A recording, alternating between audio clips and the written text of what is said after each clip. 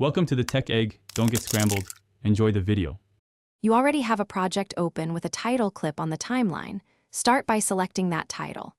Click the title clip so it becomes active, then drag it left or right to the new time position.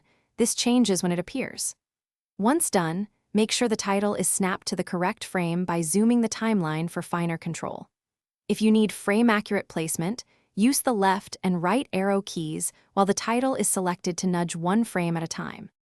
Now refine where the title sits on screen and how long it stays.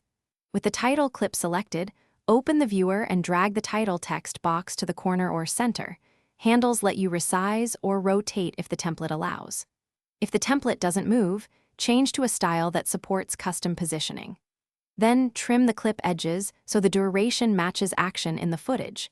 This ensures the title appears exactly when and where you want it to support the shot. Finish by previewing and exporting. Play the timeline to confirm the title's position and timing. Render if playback is choppy. If the title refuses to move, it's usually a template limitation. Switch to a movable style or delete and recreate the title clip, then reposition. Make sure you aren't locked to the background clip or using a preset lower third that fixes placement. If something breaks, undo immediately and then retry with the alternative style. That resolves most problems quickly.